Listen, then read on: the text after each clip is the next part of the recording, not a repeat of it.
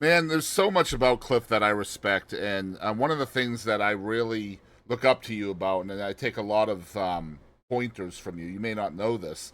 This is my way of telling you. In my opinion, you are one of the most savvy social media people I've ever seen. And just the things that you say and do on social media, people can learn so much from that. I feel. I'm saying this, not Cliff, just so we're clear. But I want to know if you had any advice when it comes to social media and the way that it can be implemented in somebody's career and how it can be utilized as a tool for artists. Well, I've developed it over time. I think the main thing that I've just been advised about is keep it real, and make your social media outlet match your brand. So, like for an artist standpoint, it's like have something to say.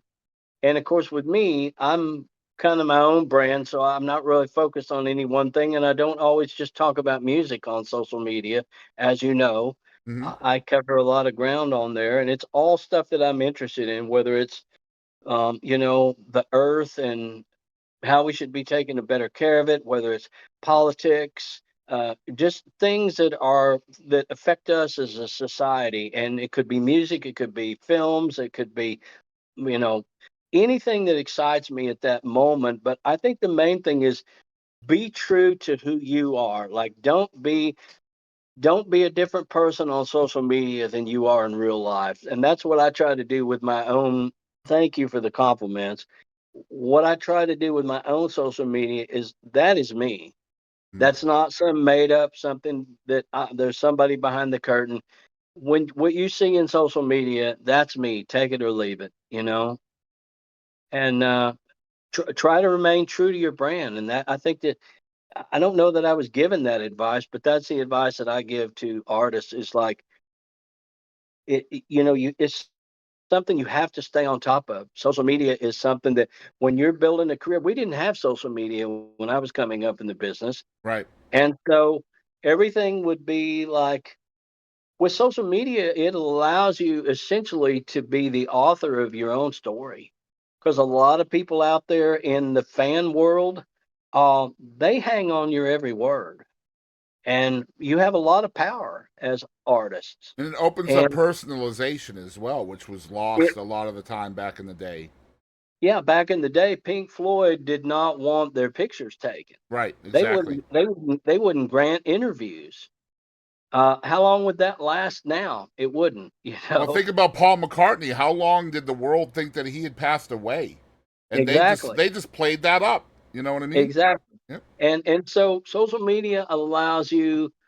I always tell artists, you want your story told, tell your story. Mm-hmm. Use social media to tell your story so people can learn about you and then find team members, whether it's manager, a publicist, a booking agent, someone that can help amplify that brand, put it in the right media outlets, put it in the right venues, put it in front of the right audience, make you determine what your brand is, and then you figure out where it works best, and your team members figure out where it works best, and then stay connected to the fans. Because listen, at the end of the day, they don't care whether you have a record deal or not. They don't care. Right. If you're good, they're Make going to consume what you have. That's just the They're way it going to is. consume what you have, and you're going to find your audience with or without a record label. That's right.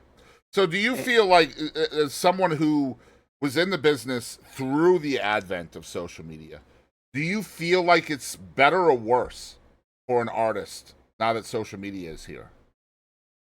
I think it's a lot more work than it ever was as far as a career, because now you don't just write songs, record them, go out and perform them. No, that's just part of the deal. Mm-hmm. Now you need to take and spread the word about that through your social media so people will go listen to your music, stream it, download it.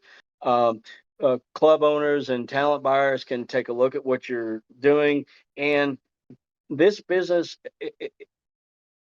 now acts come up through the ranks and get breaks not strictly because of what they sound like or whether they're a good singer or whether or not they have a great song.